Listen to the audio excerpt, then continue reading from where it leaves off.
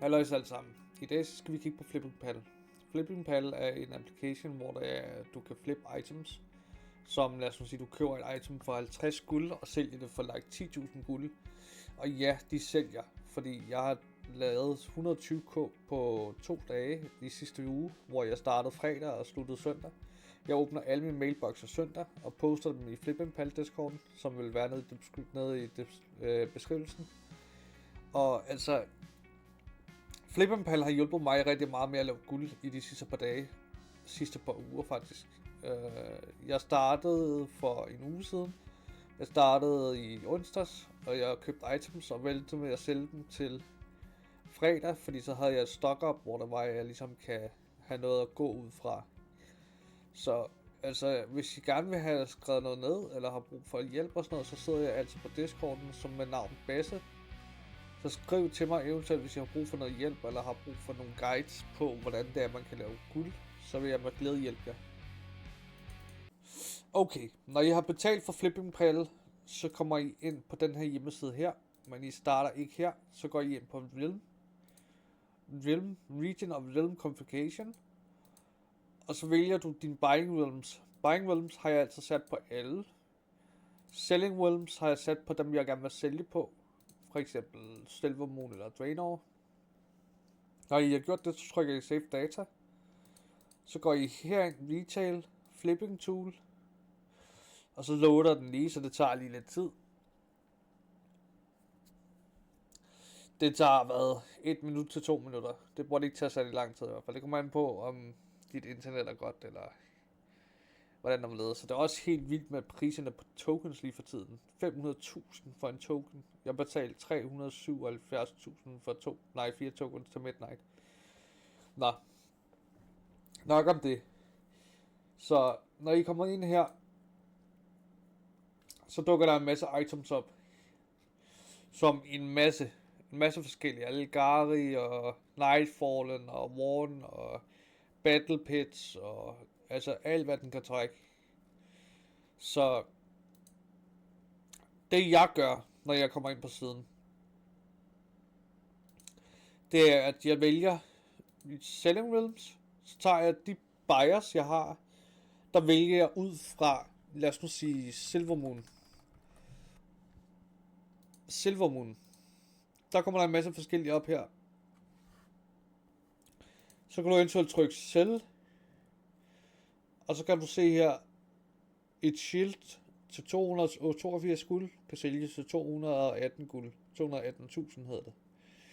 Men det kommer også an på, om den sælger til det. Så derfor er det vigtigt, at man finder nogle items. Lad os nu sige Glorious. Der er ikke noget. Saltstone.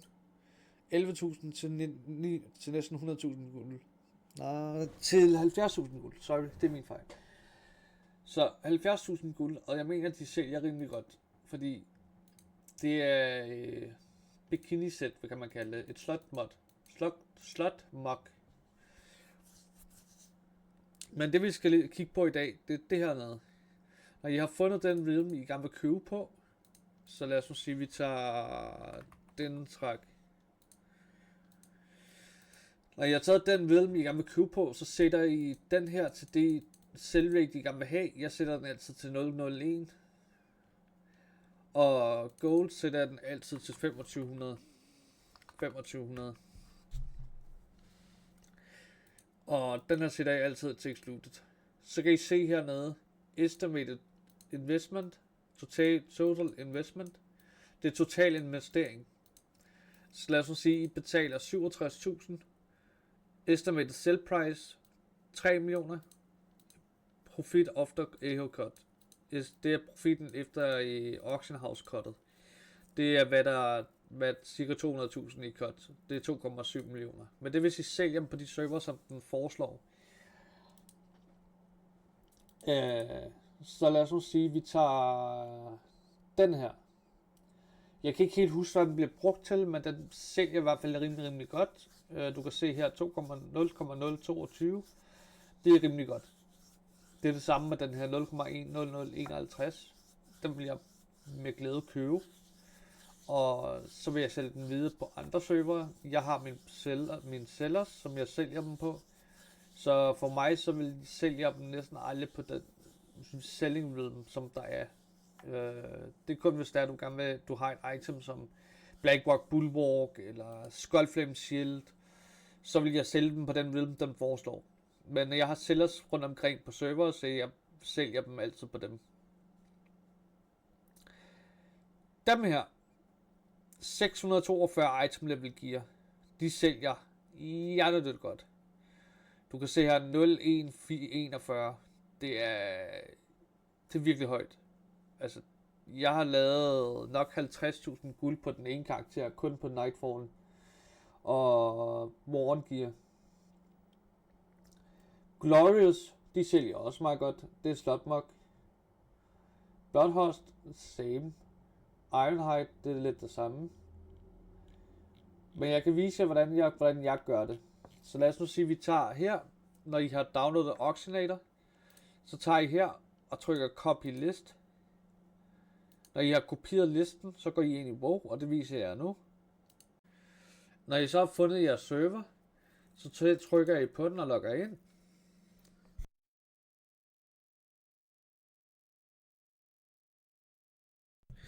Det tager altid lidt tid lige at logge ind. Det er mest grund af, at den lige skal finde Vilm, og så skal den lige derover. Og det tager lidt tid.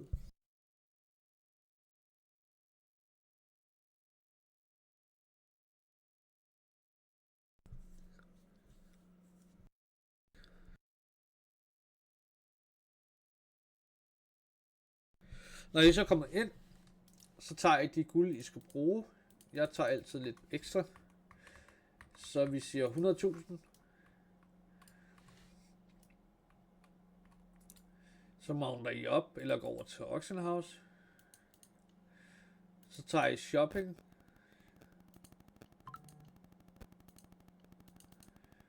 Og så trykker I import, og så importerer I det. Så kan I se, så kommer der en masse items frem. En masse items frem. Så venter I til den har downloadet. Det tager lidt tid. Det kommer an på, hvor mange items der er på filmen. Yes. Glorious. Der vil jeg altid købe en masse af dem. Hvis de er billige. Under 2.000 guld, så har jeg købt dem.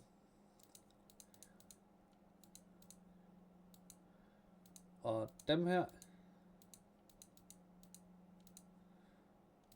Og dem her.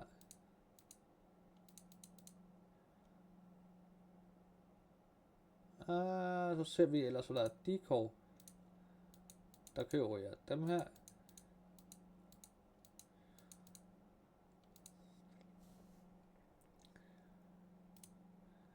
Og dem her.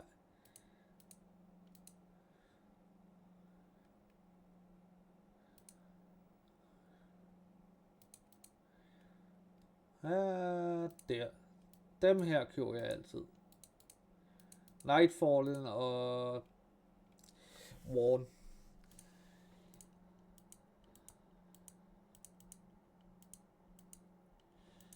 Så får I bare lige taget alle de gode ting her.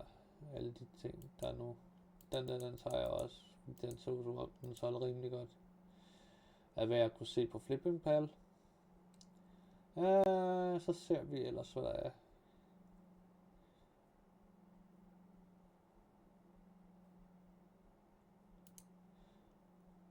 Man kan altid teste nogle små ting med at købe ud af nogle ting, man ikke rigtig kender. Man bliver nødt til at have et stort lager af alt muligt forskelligt. Der, Warren. Den der vil jeg ikke købe. Eller jo, måske, men det er 649. Så den vil jeg ikke købe.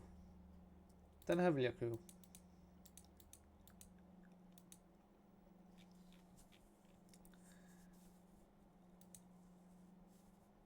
Og den der. Nå, så har vi fundet en masse gode ting på Auction House. Så tager I og smider det i jeres bags. Og så går I ind i jeres wallbank.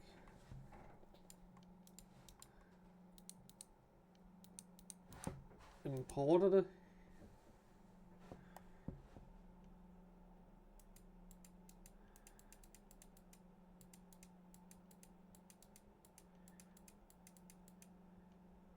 Og ligger jeg og skulle ind.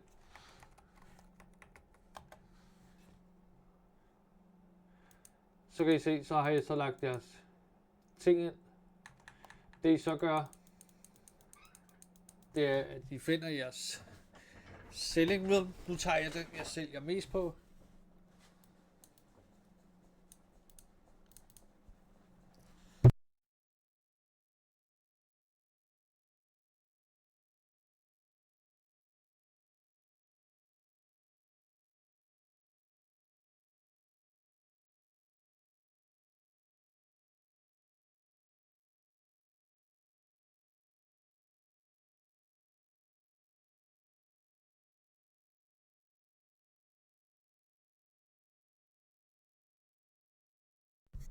Yes. Så hopper I ind her. Vælger her. Siger Warbank. Restock bags. Og så restocker den de ting, items, der du ikke har. Jeg skal så lige have sat den op, men det er fordi, jeg har købt nogle nye items.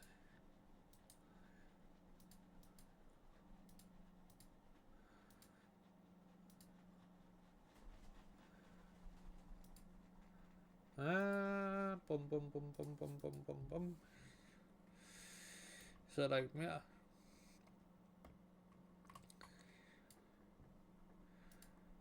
Og så smider I det op på Auction House.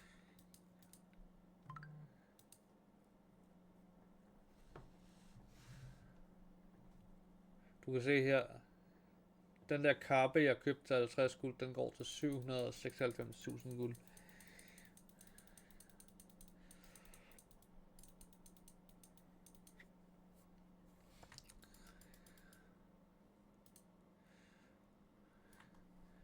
Så altså, det er egentlig bare det. Det er super nemt. Det kan ikke blive nemmere, og så laver man en masse guld på det. Så jeg vil råde til at bruge Flipping Pal, hvis der er, du ønsker at lave nogle guld, eller har brug for noget hjælp, så kan du altid spørge ind i Discorden, der er altid nogen, der gerne vil hjælpe. Og hvis du har brug for noget dansk hjælp, så kan du altid spørge Basse derinde. Det er mig. Jeg er også kaldt Bluesar, men jeg bliver kaldt Basse derinde. Så hvis du har nogle spørgsmål eller noget, så kan du altid lige skrive en besked, eller skrive en besked til mig på Discord. Så finder vi ud af det. Tak for denne gang.